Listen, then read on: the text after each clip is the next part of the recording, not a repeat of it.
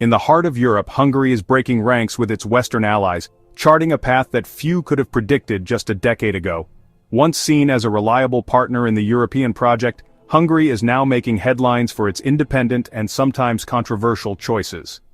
Under the leadership of Prime Minister Viktor Orban, the country is charting a bold new course, one that challenges the status quo and redefines Hungary's place on the world stage.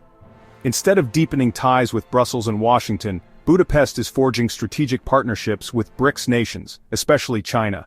These relationships are not just symbolic, they are reshaping Hungary's economic and diplomatic priorities. This is not just talk. Hungary is taking concrete steps to realign its priorities, even as its neighbors distance themselves from Moscow and Beijing. Major infrastructure projects, technology deals, and energy agreements are all part of this new direction. Orban's Eastern opening is a calculated bet that the future belongs to the rising powers of the East, not the established West. He believes that aligning with dynamic economies like China and India will secure Hungary's prosperity in a rapidly changing world. After the fall of the Iron Curtain, Hungary eagerly joined NATO and the EU, cementing its place in the Western order. For years it embraced Western values and institutions, hoping for security and economic growth.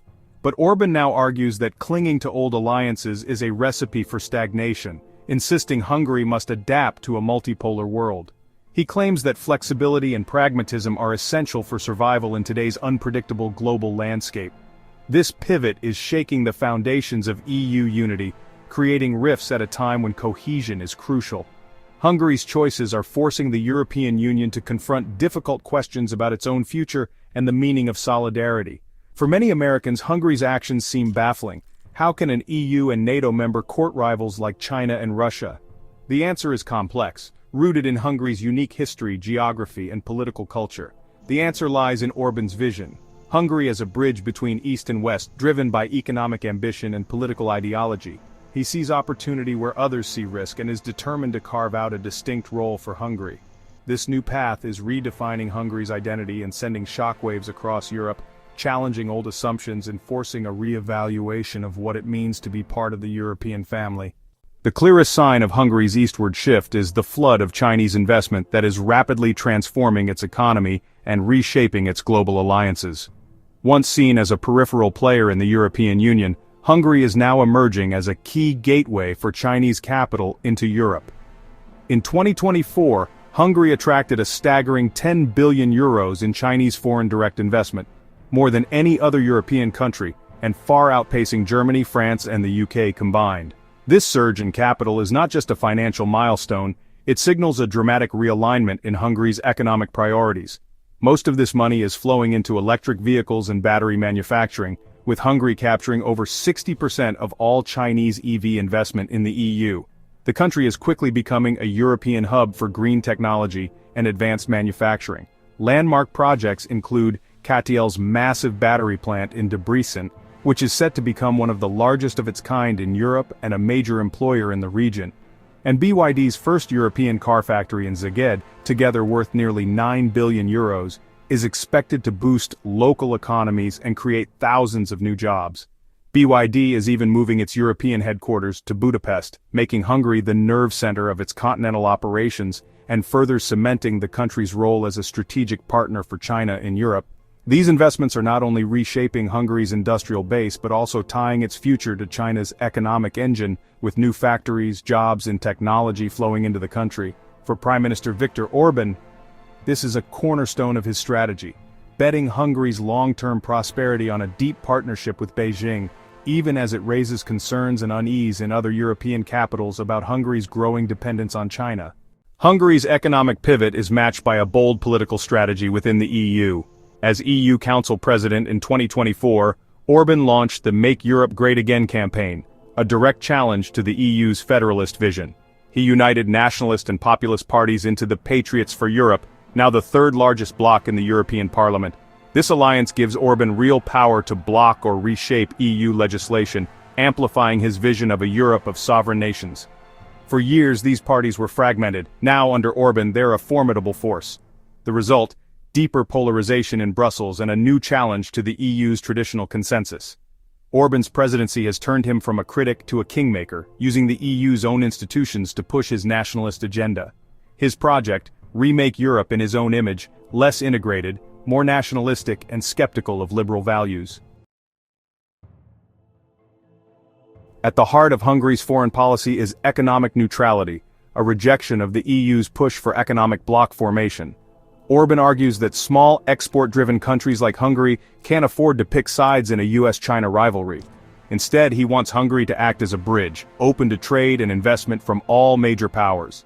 This stance puts Budapest at odds with Brussels, which is trying to reduce dependence on China and protect critical industries.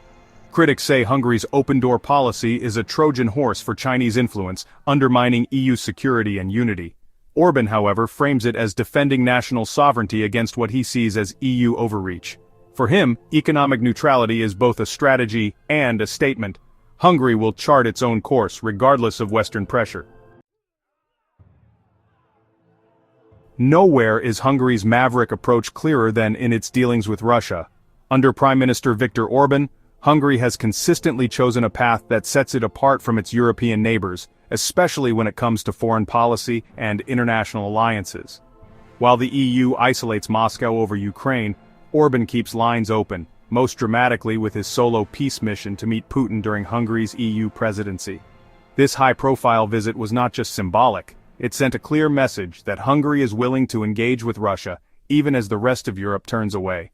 This move, made without EU or NATO approval, infuriated allies and broke diplomatic protocol.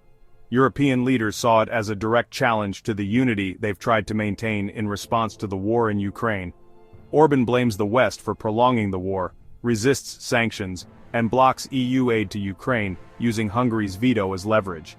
He argues that Hungary's interests are best served by dialogue, not confrontation, and he's willing to use every tool at his disposal to make his point.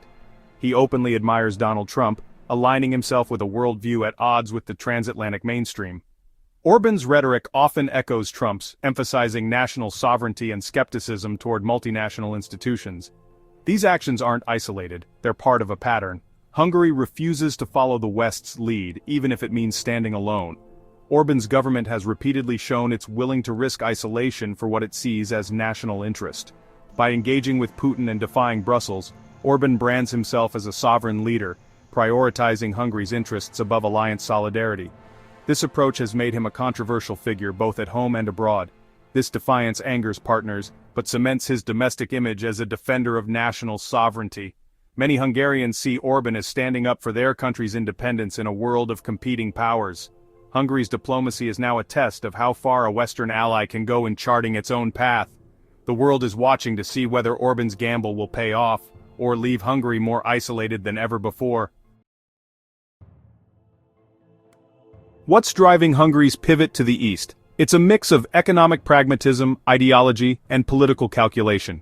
Chinese investment is fueling Hungary's industrial growth, especially in the EV sector, making Beijing an essential partner. Orban believes the West is in decline and that Hungary's future lies with the dynamic economies of the East. Strategically, he sees a multipolar world where Hungary must stay agile, leveraging ties with both Brussels and Beijing. Ideologically, Orban's illiberal vision aligns more with China and Russia than with liberal Western democracies.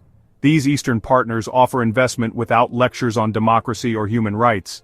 Domestically, Orban's defiance of the EU plays well with his nationalist base, who see him as a champion of sovereignty. The pivot east is both a survival strategy and a political brand, one that keeps Orban in power and Hungary in the global spotlight. Hungary's pivot to the east is a high-stakes gamble with uncertain outcomes. If successful, it could transform Hungary into a green tech powerhouse and inspire others to follow its example. But deep dependence on China brings risks: economic leverage, political isolation, and vulnerability if EU-China relations sour. Hungary's actions challenge EU unity, raising the specter of fragmentation and forcing Brussels to consider tough responses. The best-case scenario: Hungary becomes a prosperous bridge between East and West.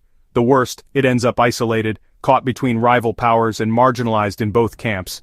The coming years will reveal whether Orban's strategy pays off or leads to a geopolitical dead end. Hungary's experiment will shape not just its own future but the fate of Europe itself.